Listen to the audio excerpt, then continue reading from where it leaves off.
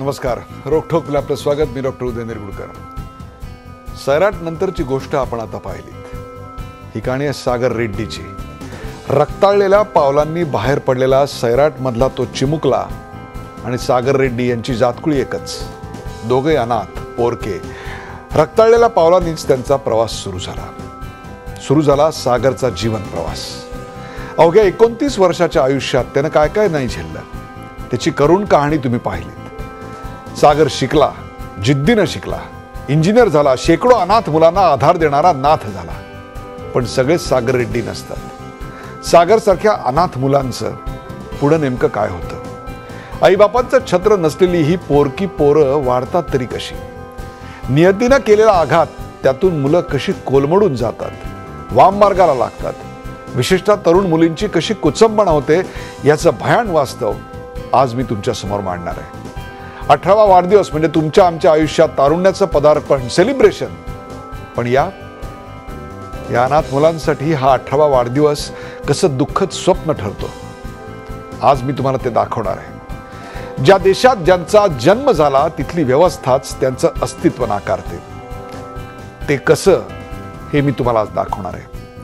ही पोरकी मुलं या देशाची नागरिकच नसतात का? मग तुमच्या आमच्याकडे असणारं रेशन कार्ड, पॅन कार्ड, आधार कार्ड हे सगळं यातलं ह्या मुलांना काहीच का वाटायला येत नाही म्हणाला. 18 वर्षापर्यंत त्यांच्यासाठी अनाथाश्रम आहेत. पण एकदा 18 वर्ष पूर्ण झाली की त्या अनाथाश्रमातून त्यांना बाहेर काढलं जातं. त्या अनाथाश्रमांची अवस्था सुद्धा अत्यंत भीषण असते. पण त्याही परिस्थितीत ही मुलं कशीबशी धडपडतात. पण एकदा तिथून बाहेर पडले की मग त्या पोरांचं काय होतं? ती स्वतःच्या पायावर उभी राहू शकतात का? समाज त्यांना तुच्छतेची वागणूक कशी देतो? या मुलांकडे पाहण्याचा समाजाचा दृष्टिकोन नेमका काय असतो? गुन्हेगारी मार्गांकडे ही मुलं का वळतात? या मुलांना समाजाच्या मुख्य प्रवाहात सामावून घेता नाही येणार का? आणि त्यासाठी नेमकं काय करावं लागेल? चला आज काही वेगळ्या समस्यांचा वेध घेऊया आजच्या खास रोकटोक कार्यक्रमात. सैराट नंतरची गोष्ट.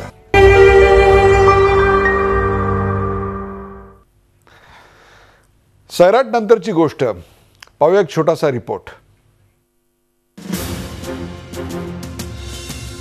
अनाथांचा वाली कोण? अनाथांची जात काय, धर्म काय? कशी जगतात ही अनाथ मुलं? 18 वर्षांनंतर का असतो त्यांच्या डोळ्यासमोर अंधार? स्वातंत्र्य मिळाल्यापासून आजपर्यंत देशभरातल्या अनाथांना हे प्रश्न अस्वस्थ करतायत. कायद्यानुसार 18व्या वर्षापर्यंत अनाथाश्रमात त्यांचं पालन पोषण होतं.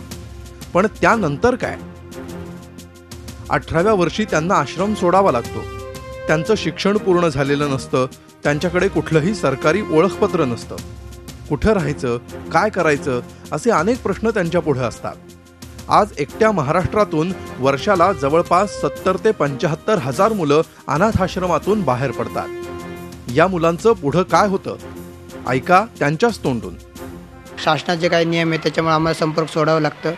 पण उच्च शिक्षण घेण्यासाठी जो पैसा लागतो किंवा सपोर्ट लागतो तो आम्हाला मिळणार कसा? कारण आमच्याकडं काहीच अस्तित्वासाठी आम्हाला डॉक्युमेंट लागतात. ते पण आता नावांमुळं काय किंवा वेगळ्या कारणांमुळं ते अशक्य असतं बनणं. संस्थेमध्ये दाखल असणारी जी अनाथ मुलं आहेत की ज्यांचा नाव, गाव, पत्ता कुठली गोष्ट माहिती नाही, एव्हाना ते पळून आलेले असतात किंवा पोलिसांमार्फत संस्थेमध्ये दाखल झालेले असतात. अशा मुलांच्या बाबतीत त्यांची कागदपत्र जमा करताना संस्थांना फार अडचणींना सामोरं जावं लागतं. आणि या गोष्टीचा जो थेट परिणाम आहे, ज्यावेळेस मूल 18 वर्ष होऊन संस्थेच्या बाहेर पडत असतं तर डायरेक्टली त्या मुलावर याचा परिणाम होत असतो.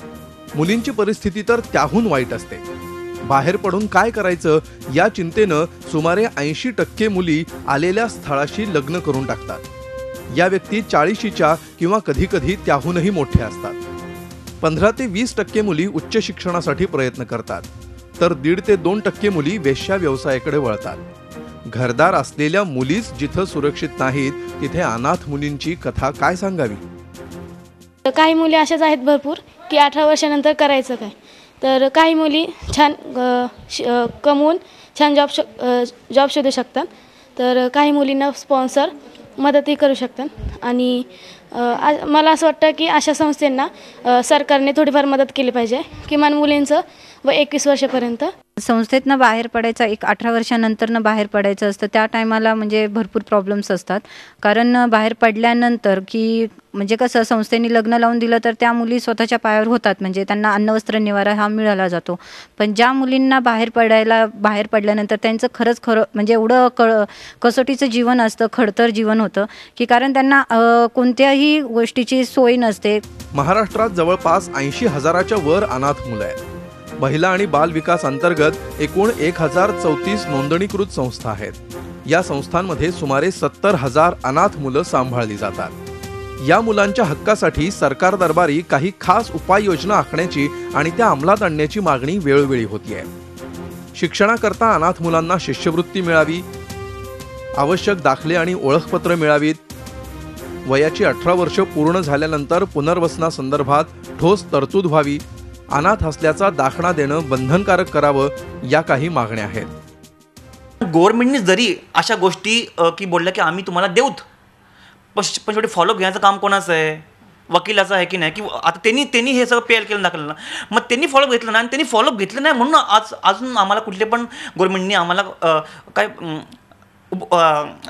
फॅसिलिटी एक पण प्रकारची दिली नाही. हे मुलं जेव्हा अनाथ आश्रमाच्या बाहेर पडतात तेव्हा त्यांना समाजाच्या मुख्य प्रवाहामध्ये येण्यासाठी ज्या काही गरजा आहेत त्या गरजा त्यांना शासनाकडून दिल्या जात नाहीत किंवा त्याची पूर्तता केली जात नाहीत. आणि समाजाचा एक वेगळा वर्ग म्हणून जोपर्यंत त्यांना मान्यता मिळत नाही तोपर्यंत समान न्यायाचं तत्व त्यांच्या बाबतीमध्ये भारतामध्ये प्रस्थापित होणार नाही. म्हणून कायद्यामध्ये काही मूलभूत बदल करणं गरजेचं आहे. एकूणच बाल न्याय कायदा 2000 मध्ये आला असला तरी त्याचा उद्देश सफल झालेला नाही. अनाथ मुलांच्या हक्काचं जतन होणं गरजेचं आहे, तरच ही अनाथ मुलं समाजाच्या मुख्य प्रवाहात येतील आणि भारतीय नागरिक म्हणून अभिमानानं जगू शकतील. Bureau report, Zee media, Mumbai. Sairat नंतरची गोष्ट या विषयावरचा हा सुन्न करणारा रिपोर्ट आपण पाहिलात आणि आज एका वेगळ्या विषयाचा रोखठोक घेऊन आलोय. नेहमीचे राजकीय असे विषय आज घ्यायचे नाही आहे. त्याचं कारण आज सवाल 70,000 मुलांच्या आयुष्याचा आहे. थोडकी नाही, 70,000 मुलं आज अनाथ आहेत. बघूया त्यांच्यासाठी या कार्यक्रमाच्या माध्यमातून काही करता येते का. ज्यांनी आपलं आयुष्य त्यांच्याकरता दिलं असा तरुण मुलगा माझ्यासमोर आहे. त्याचं नाव आहे सागर रेड्डी. सागर रेड्डी हा एकता निराधार संघाचा प्रमुख आहे, संस्थापक आहे आणि हा तोच मुलगा ज्याचा प्रवास सुरू झाला त्या रक्ताळलेल्या पायानी, जसा तो सैराटमधल्या त्या लहान मुलाचा आपल्या आईवडिलांच्या रक्त वाहत असताना त्याच्यात पावलांचे ठसे जसे उमटत होते आणि सुन्न करणारा शेवट सैराटचा तुमच्या जसा अंगावर आला होता अगदी तसाच त्याच गावात हैदराबादमध्ये फक्त 29 वर्षापूर्वी त्याचाही जीवन प्रवास सुरू झाला. आपल्यासोबत आहेत 2 असे संवेदनशील अभिनेते की ज्यांच्या संवेदनशीलतेचे अनेक पुरावे महाराष्ट्राने पाहिलेले आहेत. आपल्यासोबत अभिनेते आणि नाम या संस्थेमार्फत समाजकार्याचा अक्षरशः डोंगर उभे करणारे मकरंद अनासपुरे आपल्याबरोबर आहेत आणि अशाच प्रकारच्या कामातून, आपल्या सामाजिक कामातून आणि त्याहीपेक्षा सुद्धा अभिनयातून ओळख देणारे मनोज जोशी आपल्याबरोबर आहेत. सर्वात पहिले मकरंद अनासपुरे, आत्तापर्यंत आपण सैराटचा शेवट पाहिलेला होता. त्या सैराटच्या शेवटानंतर तो जो लहान मुलगा आहे त्याचं काय झालं हा प्रश्न कदाचित आपल्याला पडलाही नसेल. आज त्याची ही कहाणी पाहिल्यानंतर तुमची पहिली प्रतिक्रिया काय आहे? एकतर फार हादरवणारं वास्तव आहे. म्हणजे जिंदगी मिलेगी दोबारा या कार्यक्रमामध्ये मी सागरची मुलाखत पाहिली होती आणि वयाच्या 43व्या वर्षी मला ह्या गोष्टीची पहिल्यांदा माहिती झाली की 18व्या वर्षानंतर ही मुलं जातात कुठे. आणि मला खरोखरीच तो कार्यक्रम बघितल्यानंतर धक्का बसला होता. आणि जसं सैराट हा सिनेमाच्या शेवटी प्रेक्षकांना जो एक धक्का बसतो तशा पद्धतीचा धक्कासुद्धा मला ह्या सागरच्या बोलण्याने बसला होता. अरे मी म्हटलं खरं आहे, हे 18व्या वर्षानंतर ही मुलं जातात कुठे, त्यांचं काय होतं, ते कशा पद्धतीनं या समाजाला सामोरं जातात. कारण एकीकडे आपल्या समाजामध्ये आमच्या बबड्याचं बघा जरा असं म्हणणारे आईवडील असतात आणि बबड्या 40-42 वर्षाचा असतो आणि तरी आईबाबा सांभाळत असतात, असा एक समाजातला आपल्याकडे चित्र आहे. आणि एकीकडे सागरसारखं चित्र आहे जिथे 18व्या वर्षानंतर तुम्ही तुमचं पहा असं म्हणल्यानंतर ती मुले. आणि मला ते धक्कादायक यासाठी वाटलं की यांना खरोखरीच कागदपत्रच नाहीत म्हणल्यानंतर हे काय करतील, कसं स्वतःला प्रूव्ह करतील आणि समाजामध्ये कसं उभं राहतील. आणि सागरची गोष्ट मला फार महत्त्वाची वाटली. आणि सगळ्यात आधी मी Zee24 तासचं अभिनंदन करतो या विषयाला हात घातल्याबद्दल. आणि सागर रेड्डीचं मी विशेष अभिनंदन करतो की त्यांनी ह्या फार महत्त्वाच्या विषयाला आयुष्य वाहून घेतलं त्याबद्दल. मनोज जोशी, सागर रेड्डी आपल्या समोर आहे. कधी काळी सैराटचा शेवट असलेला तो मुलगा 29 वर्षाचा होऊन आपल्या समोर असा येईल आणि आपल्या व्यवस्थेला आणि आपल्याला आणि आपल्या संवेदनशीलतेला काही प्रश्न करेल असं वाटलं होतं का? त्याची कहाणी पाहिल्यानंतर काय वाटलं? एकतर हे भयंकर चित्र ह्या सागर रेड्डीच्या माध्यमातून मला कळलं. त्याच्याविषयी जेव्हा मी हे जसं मकरंदाने सांगितलं की जिंदगी मिले दोबारा, ह्या सगळ्या 2 भागातनं मी जेव्हा त्याला पाहिलं तेव्हा मला ती प्रार्थना आठवली, ते गणपतीचं स्तवन आठवलं की ओंकार स्वरूपा सद्गुरू समर्था अनाथांच्या नाथा तुझं नमो. तर सागर या रूपानं हा अनाथांचा नाथच जन्माला आला आहे असं मला वाटलं. कारण एकीकडे जेव्हा आईबाप, सैराट हा मनोरंजनात्मक चित्रपट किंवा एक समाजातल्या 2 विषमतेबद्दल भाष्य करणारा, ऑनर किलिंगबद्दलचा असा एक भयंकर वास्तव असलेला आणि अशी सुप्रसिद्ध चित्रपट झाला, त्याला खूप गर्दी झाली. पण हा पार्ट 2 आहे आणि जो वास्तविक आहे, हे खरं वास्तव आहे आपल्या महाराष्ट्राचं किंवा आपल्या देशातलं, की आईबापा नसताना ते अनाथ होतात आणि 18 वर्षाचे सज्ञान झालात म्हणून तुम्ही आता तुमच्या पायावर म्हणून पुन्हा ते अनाथ होतात. हे भयंकर आहे. म्हणजे हे मलाही पहिल्यांदा कळलं. मला खरंच माहीत नव्हतं की महाराष्ट्रामध्ये 80,000 मुलं अशी अनाथ आहेत. जवळजवळ 1034 नोंदणी असलेले अनाथाश्रम आहेत. तर ही मुलं जातात कुठे, करतात काय, त्यातलं जे काही पाहिलं आत्ता थोडंफार टी व्हीवर, त्याच्यावरून कळलं की ते कुमार्गाला काही लोक लागतात कारण त्यांची ओळख नसते, माझं अस्तित्व काय हेच माहीत नसतं. म्हणजे अगोदर जन्म जगण्यासाठी, जीवन जगण्यासाठी झगडायचं आणि नंतर अस्तित्वासाठी परत झगडायचं. म्हणजे 2-2 युद्ध या मुलांना लढावी लागतात आणि तेही युद्ध कधी संपेल हे माहीत नसतं. तर मला असं वाटतं की सागरचं जे काम त्याने सुरू केलं हे खूप छोटं काम आहे. पण मला एका मंदिरात लिहिलेली एक पाटी आठवली. त्या मंदिरात असं लिहिलं होतं की बाबा तुम्ही पाप का करून थकणार नाही. तर हा जो मुलगा आहे ना सागर रेड्डी, त्यानं समाजाच्या म्हणजे समाजाच्या पापकृत्याला एका दृष्टिकोनातून समाजातच प्रायश्चित्त घेतलं पाहिजे. पुढे येऊन सरकारनं तर घेतलंच पाहिजे. ह्याच्यावर खूप काही होऊ शकतं कारण हा खूप मोठा विषय आहे आणि खूप भयंकर विषय आहे. तर मी एकतर सॅल्यूट करतो या सागरला आणि Zee24 तासला की हा विषय तुम्ही आज घेतला. तर याच्यावर खूप काही होऊ शकतं. नुसतं मॅपिंग करून मला असं वाटतं की चालणार नाही. सगळ्या आपल्या अनाथाश्रमांचं त्याची व्यवस्था सुधारवायला पाहिजे. त्याला जर नाव नसेल तर मला असं वाटलं की त्याचं नाव जेव्हा नामकरण करतं अनाथाश्रम, त्याच्यानंतर त्याला आडनाव नसेल तर त्याला भारतीय असं आडनाव द्यावं आणि कुठलीही जात पंथ नसताना त्याचं सर्टिफिकेट तयार करावं आणि तो भारतीय आहे हे सिद्ध करावं. आणि त्याला आयडेंटिटी कायद्यांमध्ये जे सुधार होतील, मी काही कायदेतज्ञ नाही आहे, पण मला असं वाटतं की कायद्यामध्ये तरतूद करून आणि स्किल इंडिया, ह्या स्किल इंडियाला जर प्रत्येक अनाथाश्रमापर्यंत जर पोहोचवलं तर ह्या मुलांचं भाग्य. म्हणजे छोटे छोटे स्किल्स, कार्पेंटरी आहे, इलेक्ट्रिशियन्स आहेत, कम्प्युटरचं शिक्षण आहे, असं सगळं काही होऊ शकतं आणि सरकार ते करायला मला असं वाटतं की तत्पर असावं. मला असं वाटतं की हे करणं खूप गरजेचं आहे कारण हे जे काही भयंकर दारुण सत्य बघितल्यानंतर शॉक लागला. सागर, दोन अत्यंत संवेदनशील आणि तितक्या सशक्त अभिनेत्यांनी आज तुझ्या आयुष्यावर केलेली ही टिप्पणी होती. मला कल्पना आहे की दोघांच्या मनामध्ये आज कुठेतरी मन त्यांचं आत मन खातंय, पोखरतंय. बघणारे सुद्धा आतून पोखरले जात आहेत की आपल्या घरातल्या मुलांची आपण कशी काळजी घेतो, आणि तुझ्यासारखी किती मुलं आहेत आत्ता की ज्यांची काळजी कुणीच घेत नाही आहे. सर ॲक्च्युली मी पहिलं मकरंद सरांनी मनोज सरांचे आभार मानतो, त्यांनी इतक्या चांगल्या गोष्टी बोलल्या माझ्याबद्दल. आणि सर हा जो आकडा आहे ना 1034 हा खरं कमी आकडा आहे. ॲक्च्युली टोटल संस्था 3 टाईपच्या असतात, गव्हर्नमेंट, सेमी गव्हर्नमेंट आणि NGO. तर हा फक्त आकडा गव्हर्नमेंट आणि सेमी गव्हर्नमेंटचा आहे. NGOवाले गव्हर्नमेंटकडून एक म्हणजे काही हेल्प घेत नाही आणि ते आपल्या तिथं नोंदणी पण करत नाही. तर अशा किती असतील? More than 4000. 4000 म्हणजे सरकारी 1034 आणि निमसरकारी आणि शासकीय नसलेल्या जवळपास 4 म्हणजे जवळपास 5000 संस्थांमध्ये दरवर्षी 18 वर्ष पूर्ण झाल्यानंतर बाहेर फेकली जाणारी मुलं महाराष्ट्रात तर किती असतील?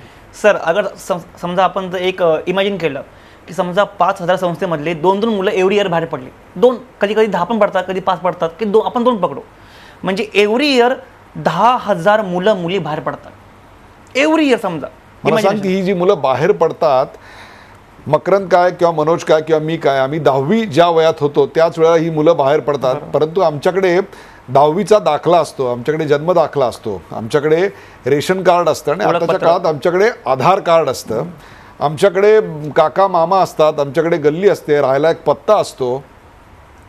18व्या वर्षी तुम्ही जेव्हा त्या दगडी भिंतींकडे पाठ करून अनाथाश्रमाच्या बाहेर पडता तेव्हा तुमच्या हातात काय असतं रे? तुमचं आडनाव काय असतं? काय प्रकारची आडनावं तुम्हाला दिली जातात? नावं काय दिली जातात? सर आता कसे माझे आजोबा जिवंत होते म्हणून मला माझं नाव माहिती होतं. अशी खूप मुलं आणि मुली अशी असतात की जे असे रस्त्यावर स्टेशनवर भेटतात. आता आमच्या संस्थेमध्ये अशी खूप काय मुलं होती, त्याचं आडनाव होतं AB, NK, SK अशी आडनावं असतात. AB, NK, SK ही आडनावं आहेत. ही आडनाव. आणि मग सर ज्यांची आडनावं नाही मग त्यांची जात कोणती, आणि ज्यांची जात माहीत नाही मग आम्ही नक्की कुठल्या श्रेणीमध्ये मोडतो हे आजपर्यंत आमच्यापैकी कुठल्याच अनाथ मुलींना माहीत नाही.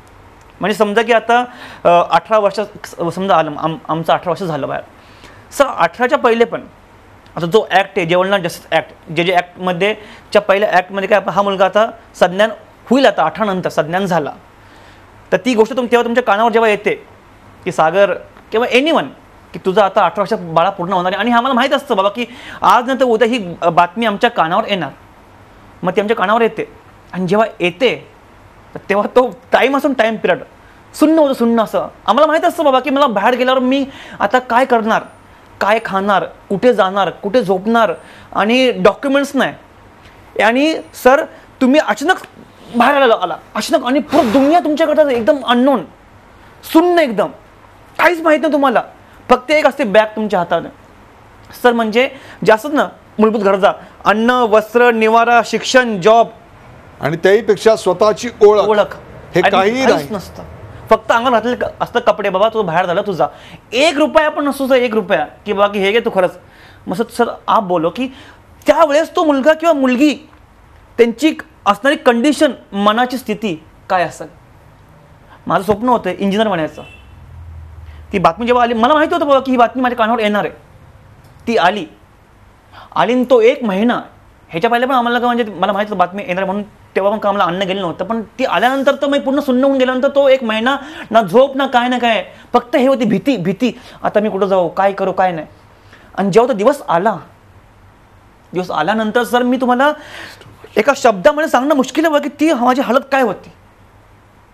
असं मागं बघितलं ना, असं मागं गेट बंद होतं. आजही तो क्षण मला अगर आठवला ना, आजही आठवलं तर माझ्या रोममध्ये एक पूर्ण काटे उठतात, आणि मला भीतीचा डर एकदम मुझे महसूस होत आहे. आणि सर त्यावेळेस तुम्ही विचार करा की तो मुलगा किंवा मुलगी पुढचं काय असणार. समजा तुम्हाला जॉब पाहिजे. अशी किती मुलं बाहेर पडत आहेत दर महिन्याला, दर वर्षाला सर की समजा, म्हणजे जर मी तुम्हाला मगाशी बोललो सर की आपणाला मगाशी बोललो की आता आपण 2-3 आपण 2 पकडू मुलं, 2 हां, अरे संस्थेतून 2-2 मुलं पडतात, कधी जास्त पण पडतात, पण आपण 2 पकडू, म्हणजे 10,000 मुलं एव्हरी इयर बाहेर पडतात.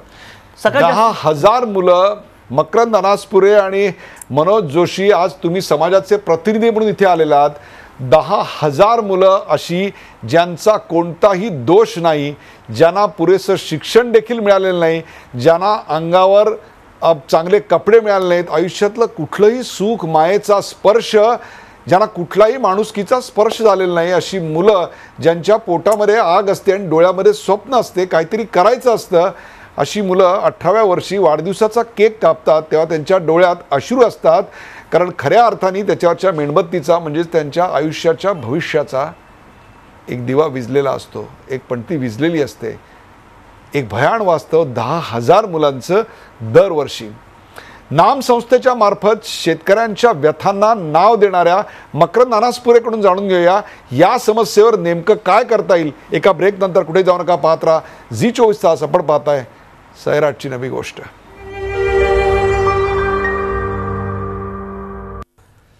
सैराट नंतरची गोष्ट. ज्या कोणी प्रेक्षकांनी कार्यक्रम सुरू झाल्यानंतर आपला TV ट्यून इन केला असेल त्यांच्यासाठी सैराटमधलं ते दृश्य जे आत्ता तुम्हाला या पडद्यावर मध्यभागी दिसतंय ते शेवटचं दृश्य अंगावर काटा आणणारं, शहारा आणणारं दृश्य तुमच्या चांगलंच लक्षात असेल. हा जो लहान मुलगा आहे त्याचं पुढे काय झालं हा प्रश्न तुम्हाला पडला असेल, किंवा काही लोकांना हे सगळं काल्पनिक वाटलं असेल. पण नाही प्रेक्षको, बरोबर 29 वर्षापूर्वी असाच त्याच्या आईवडिलांचा खून करण्यात आला. का तर ऑनर किलिंग. एका ख्रिश्चन मुलीनं एका रेड्डी तेलुगू भाषिक मुलाशी लग्न केलं म्हणून त्यांचा झालेला खून आणि असाच रक्ताळलेला पावलांनी बाहेर पडलेला हा सागर रेड्डी, ज्याला आज मी या कार्यक्रमात बोलवलं आहे. याचं कारण असं आहे की याच सागर रेड्डींनी पुढे 18 वर्षानंतर जेव्हा अनाथालय तुम्हाला बाहेर काढतं, जेव्हा तुमच्या खिशात एक पैसा नसतो, फक्त अंगावरचे कपडे असतात ना, तुमच्याकडे स्वतःची ओळख पटवण्यासाठी तुम्ही या देशाचे नागरिक आहात याच्यासाठी देखील सांगायला कुठलंही ओळखपत्र नसतं, शिक्षण पूर्ण नसतं, अशा जवळपास 10,000 मुलं दरवर्षी अनाथालयातून फक्त महाराष्ट्रात बाहेर पडतात. त्यांची एक मोठी संघटना बांधली आणि त्यांचा तो आधार बनला.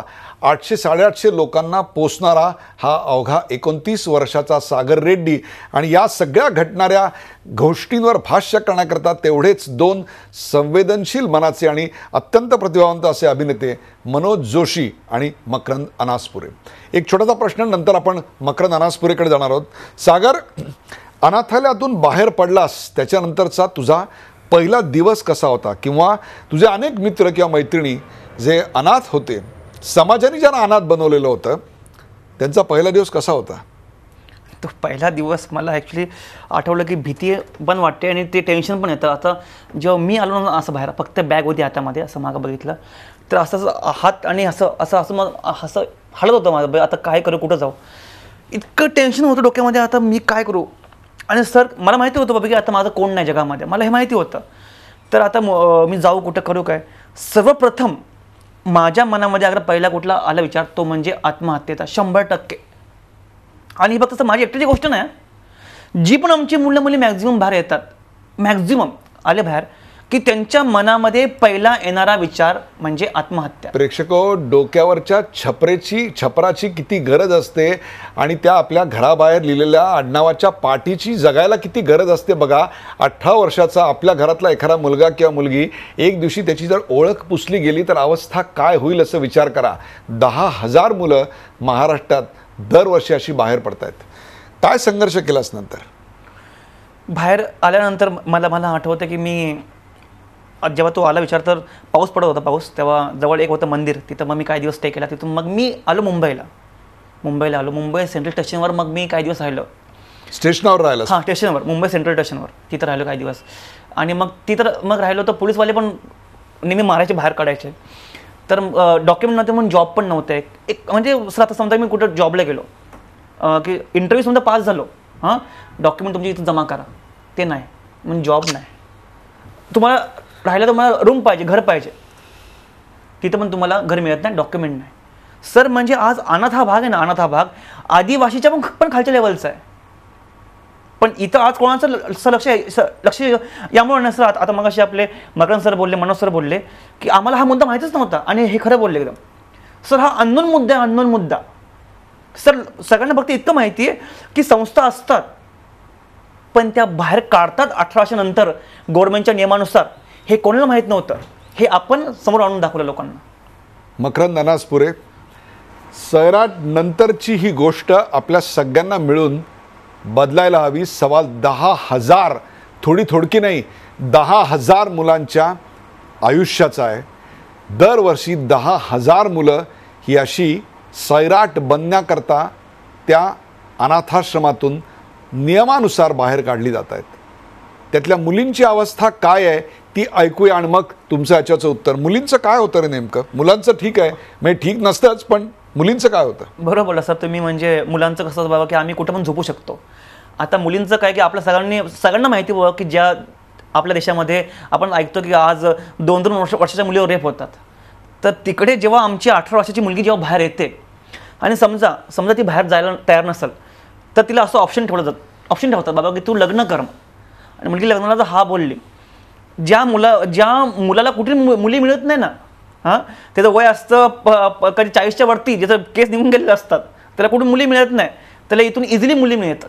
सर म्हणजे माझा असं बोलण्याचा अर्थ नाही की बाबा की संस्था खराब आहेत, असं बोलत नाही. System need something they need to change. की बाबा की मुली जेव्हा येतात तर त्यांच्याबरोबर तुम्ही, आणि सर मुली लग्न का करतात की फक्त कॉम्प्रोमाइज. इतके वर्ष रोखठोका कार्यक्रम करतोय मकरंद अनासपुरे आणि मनोज जोशी, पण शब्दांसाठी इतकं झगडावं लागेल असं कधी वाटलं नव्हतं. मकरंद अनासपुरे, काय करणार आपण? काय करता येईल? मला असं वाटतं की सागर, मी जेव्हा तुझं 2 कार्यक्रम बघितले होते 2 भागामधले, जिंदगी मिलेगी दोबारामध्ये, त्यामधले 2-3 मुद्दे माझ्या लक्षात आहेत. एक म्हणजे तू 2200हून अधिक लेक्चर्स दिली आणि त्या बदल्यात काहीही मानधन घेतलं नाहीस. तर माझा तुला सगळ्यात पहिला सल्ला असा आहे की तू जमेल तिकडनं आधी पैसे जमाव. कारण कुठल्याही गोष्ट प्रॅक्टिकली करत असताना त्यामध्ये कुठलाही पोएटिक आविर्भाव चालत नाही, काव्यात्म विचार चालत नाही, त्याला व्यावहारिकच विचार करायला लागतो. त्यामुळे सगळ्यात आधी तुला पैसे जमवायला लागतील. म्हणजे तुझी समविचारी, तुझे परिचित जेवढे काही लोक आहेत त्या सगळ्यांकडनं तुला काही फंडिंग मिळालं तरी पण चालण्यासारखं आहे. सगळ्यात आधी तुझं एक मोठं इन्फ्रास्ट्रक्चर उभं करणं हे तुझं सगळ्यात महत्त्वाचं आणि पहिलं काम आहे. तू अजून यंग आहेस, त्यामुळे हे पैसे जमवून तुला एक इन्फ्रास्ट्रक्चर उभं केलं की त्या 18 वर्षाच्या मुलांना इथून आता कुठे जायचं, तू जसं देऊळ शोधलंस, तू जसा फुटपाथ शोधलास, तसं ते शोधायची गरज पडू नये. त्यांना डेफिनेटली माहीत पाहिजे की आपल्याला इकडनं डायरेक्ट ह्या आपल्या स्वतःच्या ह्याच्यात जायचं आहे. त्यामुळे तुझं एक इन्फ्रास्ट्रक्चर उभं करणं ही सगळ्यात महत्त्वाची गरज. त्यानंतर दुसरी गोष्ट अशी की तू असं मागच्या त्या कार्यक्रमात बोललाही होतास की 5-1 जण, म्हणजे तू काहीतरी ABC असा ग्रेड केलेला आहेस. म्हणजे स्मार्ट आहेत ते इंजिनिअरिंगकडे जातात, जे दुसरे आहेत ते थोडे स्किल्ड ह्याच्याकडे, दुसऱ्या ह्याच्याकडे जातात, आणि तिसरे जे आहेत ते स्किल्ड ह्याच्यात म्हणजे वेल्डर होतात, हे होतात ते. त्या सगळ्यांकडनं एक कॉन्ट्रॅक्ट बनवून घ्यायचं सगळ्यात आधी की तुम्ही ह्याच्यातनं मी तुम्हाला मदत केल्यानंतर तुम्ही साधारण तुम्हाला शक्य असेल तितकी वर्ष, त्याचा मिनिमम किमान कालावधी 10 वर्ष असलाच पाहिजे की 10 वर्ष तुम्ही तुमच्या पगारातली एक निश्चित रक्कम तुम्ही या संस्थेला डोनेट कराल. म्हणजे तुझं डेफिनेट डोनेशन चालू राहील. आणि सगळ्यात आधी त्या मुलांना असं सांगायचं की तुम्ही किमान 2 ते 3 भगिनी तुम्ही सांभाळायचा, त्यांची जबाबदारी घ्यायची. कारण तू जिंदगी मिलेगी दोबारामध्ये मला सगळ्यात धक्कादायक काय वाटलं होतं की 89% आणि 78% मार्क पडलेल्या 2 मुली आपल्या समाजाच्या अत्यंत असंवेदनशीलतेमुळे त्या कुठेतरी आज कुठे असतील आपल्याला माहीत नाही आहे. ती फार धक्कादायक गोष्ट आहे. तर त्याच्यामुळे आधी मुलींची जबाबदारी. दुसरं, तुझ्या इन्फ्रास्ट्रक्चरमध्ये तू सगळ्यात पहिल्यांदा मुलींसाठी स्किल डेव्हलपमेंट सुरू कर. म्हणजे त्या 18 वर्षाच्या मुली आल्या की आधी तर त्यांना त्यांच्या ग्रेडनुसार त्यांना ते शिकवणं आणि त्यांना त्या पद्धतीनं डेव्हलप करणं ही महत्त्वाची गरज. तुला शिलाई मशीनचं किंवा जे काही हे असतं त्याचं तुला तिथेच तुझ्या परिसरात उभं करता आलं पाहिजे. दुसरं, काही गारमेंट कंपनीज असतात किंवा झेडपीसारख्या शाळा असतात किंवा मोठमोठे दवाखाने असतात, त्यामध्ये त्यांना रेग्युलरली कपडे शिवून त्यांचं अर्निंग सुरू होऊ शकतं.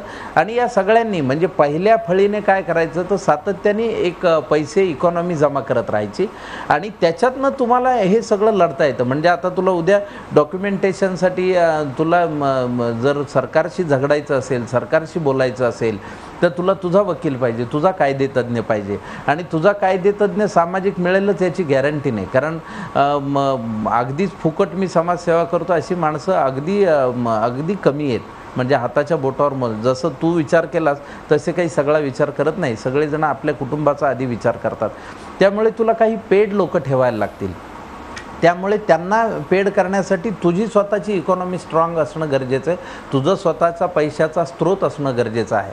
त्यामुळे तू ह्या सगळ्या घटकांशी आधी एक विचार विनिमय करून स्वतःचं इन्फ्रास्ट्रक्चर ज्या दिवशी उभं करशील त्या दिवशी तुझ्या निम्म्या समस्या संपलेल्या असतील असं मला वाटतं. दुसरी गोष्ट, तू एक फार अंडरलाईन गोष्ट केली होती की आम्हाला सहानुभूती नको. तर सहानुभूती नको म्हणजे काय? मग तुम्ही तुमचे पैसे जमवले पाहिजेत. आणि तुला सुरुवातीच्या कालखंडात सहानुभूती नसते. आता समजा मी तुला काही फंडिंग दिलं तर त्यामध्ये माझ्या मनात तुझ्याविषयी बापरे हा किती गरीब मुलगा आहे असं काहीही नसतं. ते मला माझं कर्तव्य वाटत असतं. त्यामुळे मी तुला काही फंडिंग देत असतो आणि हे मी स्वतःहून देतो. हे मी स्वतः कमवलेलं असतं. मी कुठेतरी जाऊन घाम गाळून ते कमवलेलं असतं. त्यामुळे मी तुला देईन. तर त्याच्यामुळे आधी तर हे इन्फ्रास्ट्रक्चर उभं करण्याकडे तुझं लक्ष ठेव. ज्या दिवशी तुझं इन्फ्रास्ट्रक्चर ह्या गोष्टीसाठीचं उभं राहील त्या दिवशी सगळ्याच तुझ्या 10,000 मुलं जी दरवर्षी बाहेर पडत आहेत त्यांच्यासाठीचं एक ही आपली वास्तू आहे. हे आपलं शहर. ते जे काय असेल तुझं 20 बाय 30चं असेल किंवा 20,000 फुटाचं असेल, पण ते तुझं स्वतःचं असेल. दुसरं, शहराच्या मध्यवस्तीत तू हे शोधू नकोस. शहराच्या बाहेर ज्या ठिकाणी तू काम करत असशील त्याच्या आउटस्कर्टला जर तू घेतलंस तर तुला ते स्वस्त पडेल. दुसरी गोष्ट, काही जर समाजातले चांगले लोक असतील तर त्यांना भेटून त्यांच्या मालकीच्या खूप जमिनी असतात, जागा असतात, त्यातल्या काही तुला डिस्काउंटेड रेटनी सुद्धा मिळू शकतात. अशा पद्धतीनं तू हळूहळू करत गनिमी काव्यानं पुढे जात राहावं असं माझं एक महत्त्वाचं सजेशन. मनोज जोशी, सागरनी काय करावं हे आपण ऐकलं, परंतु अनेक NGOज आहेत आपल्याकडे, समाजातले अनेक घटक आहेत. हा कार्यक्रम अनेक वकील बघत असतील, डॉक्टर बघत असतील, शिक्षक बघत असतील. आता मकरंद अनासपुरेने फार चांगलं सांगितलं की स्किल्स डेव्हलपमेंटचा फोकस त्यांनी ठेवला पाहिजे. स्किल्स डेव्हलपमेंट करणारे अनेक लोक असतील. मगाशी तुम्ही मुलींच्या स्किल्स डेव्हलपमेंटबद्दल सांगितलं. तुम्ही समाजाला काय आवाहन कराल? कारण सैराटची गोष्ट सगळ्यांनी पाहिली, सैराट नंतरची गोष्ट कुणी पाहिली नव्हती, ती आज आम्ही दाखवतोय. मनोज जोशी. निश्चितपणे हे जे चित्र उभं राहिलं आहे की ही जी अनाथ मुलं उभी राहिली आहेत ती समाजाच्या कुठल्या ना कुठल्या तरी किंवा कुणाच्या ना कुणाच्या तरी कर्मामुळे किंवा पापामुळे ते सगळं उभं राहिलं आहे. तर समाजाने पुढे येणं हे म्हणजे अविभाज्य आहे. हे त्यांनी आलंच पाहिजे कुठल्याही परिस्थितीत. पण याला जे मकरंदने सांगितलं की ओके ठीक आहे, NGO अनुसार किंवा एखाद्या अनुसार तुझं इन्फ्रास्ट्रक्चर रेडी कर, फुकट भाषणं देऊ नकोस, हे मला पटलं आहे की ते बरोबर आहे. पण तो खूप असा म्हणजे मुंगीच्या चालीची चाल आहे असं मला वाटतं की त्याला खूप वेळ लागेल. पण माझं असं म्हणणं आहे की जे 2% कुठल्याही कॉर्पोरेट कंपनीला एखाद्या चांगल्या कामाकरता वापरावे लागतात आणि त्याच्यात जो घोळ होतोय, जो दिसतो आपल्याला की हे 2% आम्ही चांगल्या कामाकरता वापरले, त्याच्यावर जर व्यवस्थित कडक दृष्टी ठेवण्यात आली सरकारकडून आणि त्या प्रत्येक कॉर्पोरेट सेक्टरला, प्रत्येक कॉर्पोरेट कंपनीने जर 5-5 मुलं ही जर स्वीकारली तर त्यांना आयडेंटिफिकेशनचं ही होणार नाही. डॉक्युमेंट ती 5 मुलं त्या कंपनीत, त्या छोट्यापासून मोठ्या कितीतरी कंपन्या आहेत त्यांच्यावर हा एकतर व्यवस्थित त्यांना व्यवस्थित पकडून हे काम करण्यास भाग पडायला. NGO संस्था आहेतच, NGO तर पुढे येतीलच, पण त्यांच्या भवितव्याचं काय? दुसरी गोष्ट, स्किल इंडिया ही प्रत्येक अनाथाश्रमापर्यंत पोचली पाहिजे. त्याचं स्ट्रक्चर नीट करायला भाग पाडलं पाहिजे. कारण तिकडे जन्माला येणारा प्रत्येक मुलगा हा डॉक्टर नाही बनणार आहे. जसं मी दिव्य प्रेम सेवा मिशन या संस्थेकरता हरिद्वारच्या, मी तिथे ते कुष्ठरोग्यांची सेवा करतात आशिष गौतमजी, तिथे काही अनाथ मुलंही आहेत, पण त्याच्यात काही एड्सग्रस्त झालेली आईबाप वारले, ती मुलं आली. एक मुलगा त्यांनी मॉरिशसला पाठवला, तर त्याचा बाप त्यांनी शोधून काढला कुठून तरी. त्याला तो कुठे मला वाटतं उत्तरांचलमध्ये कुठेतरी होता. त्याच्यानंतर त्याला मॉरिशसला तो डॉक्टर बनायला गेला. पण हे त्याचं दैव होतं की सापडलं म्हणून त्याला आयडेंटिटी मिळाली. पण मला असं वाटतंय की ह्या अनाथाश्रमांमधून या नंबर वाईज आणि ABCD वाईज जी मुलं बाहेर पडतात त्याला मला असं वाटतं की त्याला एक निदान आधार कार्ड की बाबा हा या अनाथ आश्रमातला मुलगा आहे, ह्याला एक नाव आहे, ह्याला एक आयडेंटिटी आहे. जर त्याचं आडनाव नसेल, त्याचे आईबाप किंवा त्याचं जसं सागरचे आजोबा होते म्हणून हा रेड्डी आहे हे तरी त्याला माहिती आहे, पण असे कितीतरी मुलं आहेत ज्यांना माहिती नाही आहे, तर त्याचं आडनाव कुठलीही जातपात न ठेवता, कुठलाही रकाना न भरता त्याचं नाव जे काही त्या अनाथ आश्रमानं ठेवलं असेल आणि त्याचं आडनाव हे भारतीय आहे असं जर सरकारनं धोरण मांडलं तर त्याला स्वतःला एक ओळख मिळेल.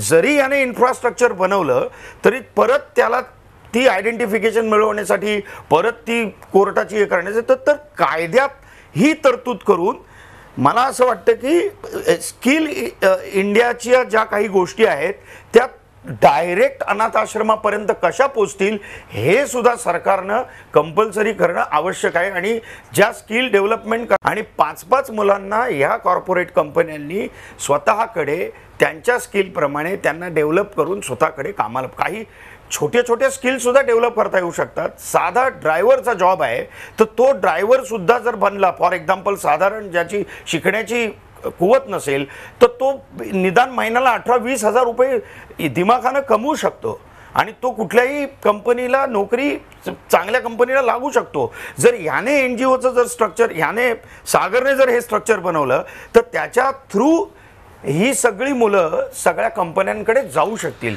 पण त्याच्यासाठी सगळ्यांनी एकत्रित येणं आवश्यक आहे. मला वाटतं सरकारने सुद्धा, NGO संस्थांनी सुद्धा आणि हे स्किल इंडिया कसं या अनाथ आश्रमांपर्यंत पोहोचेल त्याचं स्ट्रक्चरल जे आत्ता व्यवस्थापन आहे ढिसाळ ते सुद्धा कसं व्यवस्थित होईल. दुसरी गोष्ट ज्या मुली आहेत, फॉर एक्झाम्पल ज्या मुलींना कोणच मिळेल, मला ते इतकं लागलंय भयानक की त्या मुलीला कुठल्याच प्रकारचं स्वातंत्र्य नाही. म्हणजे तिला जो की मी रस्त्यावर राहण्यापेक्षा या 40 किंवा 50 वर्षाच्या माणसाबरोबर लग्न केलं तर मला राहायला घर मिळेल, ह्या भयानक हे भीषण आहे. ह्याच्यापेक्षा त्या मुली जर स्वतःच्या पायावर उभ्या राहिल्या, मी म्हणतो साधं शिवण यंत्राचं किंवा प्रॉपर जरी काम घेतलं तरी त्या मुली ह्या स्वतःच्या पायावर उभ्या राहू शकतील आणि उद्या व्यवस्थित होऊ शकतील. मकरंद अनासपुरे तुम्ही मत व्यक्त करण्या अगोदर आता मकरंद अनासपुरे एक सेकंद, तुम्ही मत व्यक्त करण्या अगोदर आता मुलींचा प्रश्न आलाय. प्रेक्षकांच्या माहिती करता सांगतो, या 29 वर्ष वयाच्या लग्न न झालेल्या सागर रेड्डींनी किती मुलींचे लग्न लावली असतील आणि किती मुलींचं कन्यादान केलं असेल की ज्यांना कुणीही आई नव्हती, ज्यांना कुणीही बाप नव्हता, ज्यांना कुठलंही आडनाव नव्हतं, ज्यांना कोणताही रक्ताचा नातेवाईक नव्हता. सागर, अशा किती मुलींची लग्न लावलीस, किती मुलींचं कन्यादान केलंस? हैदराबादमध्ये आपण 28 म्हणजे ते ऑक्टोबरला केलं 28 मुला वयाने मोठ्या होत्या आणि त्यांचं कन्यादान मीच केलं होतं. आणि इथं यवतमाळमध्ये आपण समथिंग 11. माझी एक विनंती आहे तुम्हा दोघांनाही, जेव्हा मुंबईत यापुढची लग्न होतील तेव्हा तुमच्या बिझी शेड्यूलमधला मकरंद आणि मनोज अर्धा तास तरी काढून त्या मुलींना आशीर्वाद द्यायला तुम्ही नक्की यावं. मकरंद अनासपुरे. हां, मला असं वाटतं मगाशी मनोजनी जे सांगितलं ते थोडंसं कॉर्पोरेट सेक्टर वगैरे याविषयी तो बोलला, पण आता जे लोक प्रॅक्टिकली म्हणजे आम्ही नाम फाउंडेशन थ्रू आम्ही काम करतो, आम्हाला माहिती आहे कॉर्पोरेट सेक्टर इतकं काव्यात्म नसतं की तुम्ही त्यांना अप्रोच झालात आणि त्यांनी तुम्हाला मदत केली. त्यासाठी डॉक्युमेंटेशनचा खूप मोठा ढीग उभा करायला लागतो, तुम्हाला सगळ्या गोष्टी प्रूफ. आता ह्या लेकरांकडे स्वतःची आयडेंटिटी प्रूफच नाही आहेत तर ते बिचारे कुठून मोठं फाईल करून बनवून देणार. आणि हे दुसरी गोष्ट, इतक्या चांगल्या पद्धतीनं जर सरकारने पाहिलं असतं तर मग त्यांची समस्या काय होती, असाही एक मुद्दा आहे. त्यामुळे त्याला मुंगीच्या पावलानेच जावं लागणार आहे आणि त्याला अत्यंत हुशारीनंच जावं लागणार आहे. आधी तर त्याला ज्ञान करून घ्यायला लागेल सागरला या सगळ्या गोष्टींचं. आणि मी सांगितलं तसं हे कुणा एकट्याचं काम नाही, सुरुवात एकाने होऊ शकते पण ही चेन रिॲक्शनच असली पाहिजे. म्हणजे तुला तशी तुझ्या समविचारी माणसांची, तुझ्या समविचारी तरुणांची फौजच उभी करावी लागेल. त्यावेळी त्यांना असं वाटायला पाहिजे की हां, आपल्याला समाजाने एक वेगळ्या पद्धतीनं आपल्यावर अन्याय केलेला आहे, तो कुणामुळे झाला, काय झाला, त्याची कारणं काय, ह्या फंदात न पडता आता आपल्याला अस्तित्व जर शोधता येऊ शकतं तर आपण स्वतःहून ते शोधलं पाहिजे आणि हळूहळू आणि स्किलफुलीच गेलं पाहिजे असं मला वाटतं. कारण CSR फंड काही इतक्या सहजतेनं मिळत नाही. मिळतील किंवा याच्याशी शंका असू शकते. बरोबर आहे. करतोय, आम्हाला अजून एकही CSR नाहीये, त्यामुळे ते थोडंसं अवघड असतं आणि त्यासाठी खूप मोठं हे करायला लागतं. आता इथे बसून आपल्याला आवाहनं खूप करता येतील. समाजाचं कर्तव्यच आहे असं म्हणून काही सगळ्याच्या सगळा समाज मदत करत नसतो, ते सुद्धा खूप काव्यात्म आहे. त्यातली 4 माणसं जी ऐकत असतात, जे गंभीरपणे ज्यांना लागतं ती माणसं समोर येऊन तुम्हाला मदत करतात. पण ती 4च जणांची मदत असते, जेव्हा तुम्हाला अपेक्षित 4 लाख लोकांची मदत असेल. मुळात कसं असतं की डॉक्युमेंटेशन हा आपल्या प्रशासनामधला खूप भ्रष्ट भाग सुद्धा आहे. रेशन कार्ड कुणालाही मिळतं पैसे दिले तर, असे पण उदाहरणं आपण पाहतोच की, आपण वाचतोच की ते करप्ट असल्याचं. पण ह्या सगळ्या मुलांनी एकत्र येऊन, मी जसं म्हणलं तशी एक चेन तयार करूनच त्यांना पुढे जायला पाहिजे.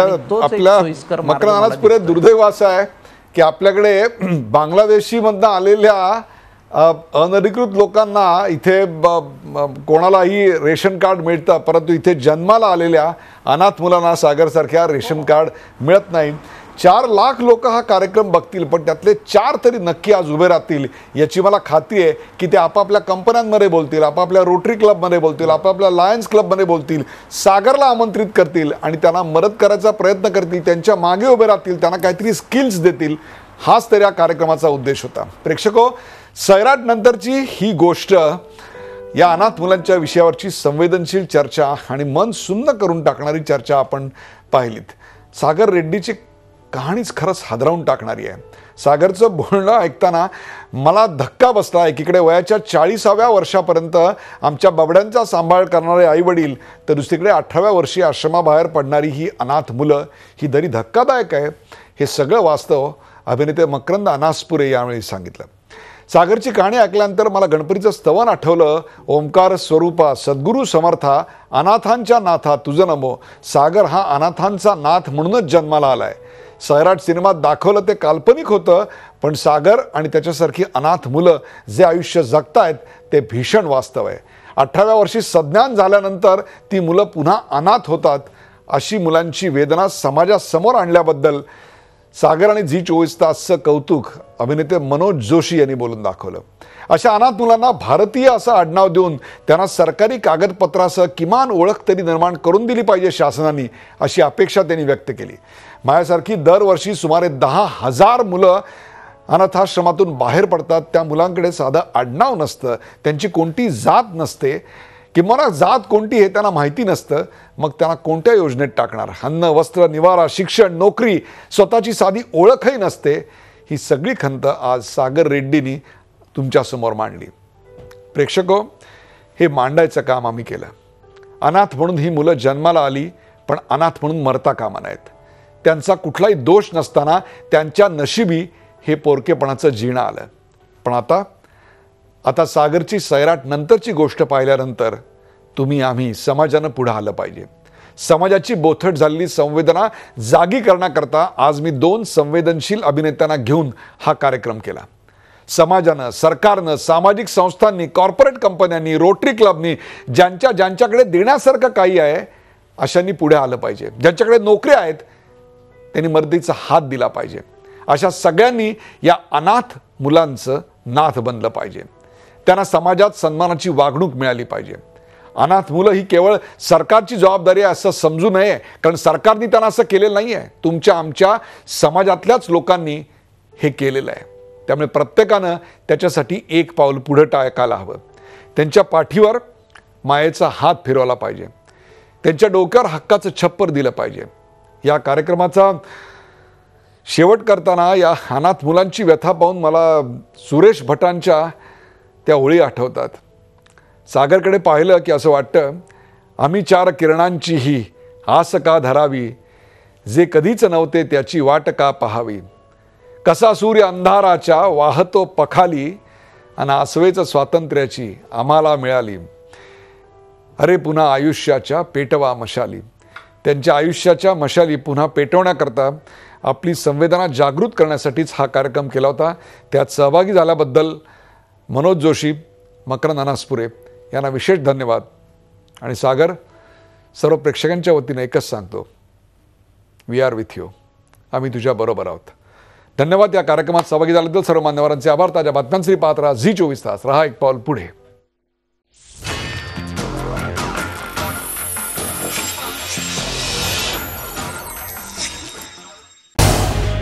झी 24 तास रहा एक पाऊल पुढे.